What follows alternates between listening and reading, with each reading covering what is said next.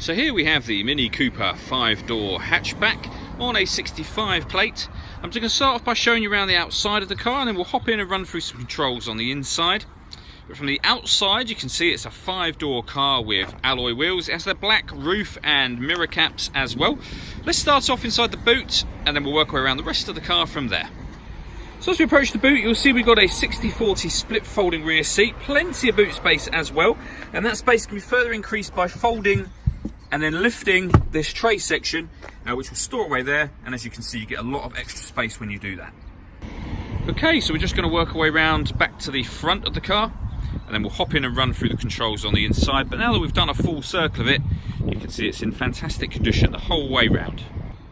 Just briefly before we climb in, I think it's well worth seeing the interior from this exterior point of view. There's plenty to run through on the dashboard, so let's hop in and we'll do that now.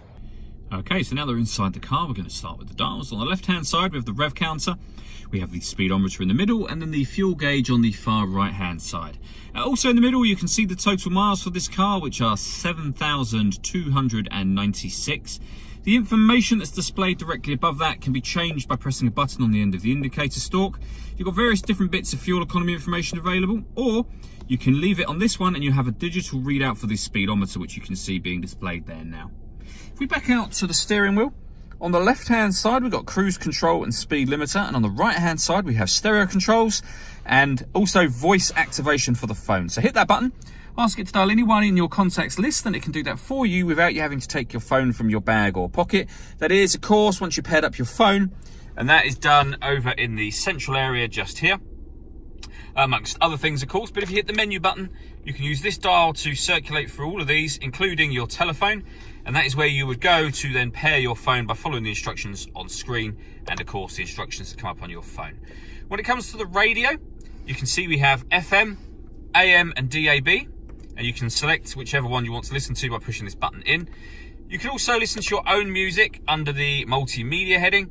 We've got USB input and auxiliary input as well. So plenty of ways to listen to your music in this car. Working our way down, we have the dual zone climate control. So you can adjust the passenger temperature, the driver temperature, the fan speed. Hit that button to turn the air conditioning on, or hit auto and the car will take control of the fan speed to maintain these temperatures.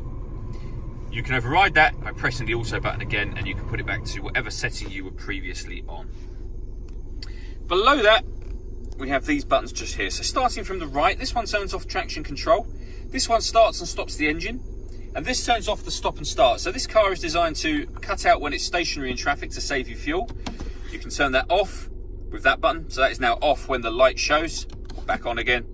And then underneath here, we have a 12-volt charging socket, the auxiliary and USB inputs. We have a 6-speed manual gearbox.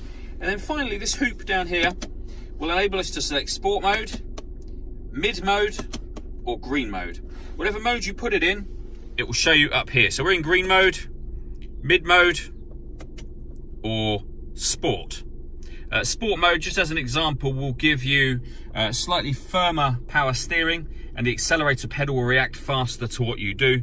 Mid mode otherwise is your everyday driving, and green mode is the exact opposite of sport mode essentially. All that leaves me to say is thank you for taking the time to watch this video. If you'd like to come and see the car in person and have a test drive, please feel free to call any of our MJA sites. We'd love to hear from you soon.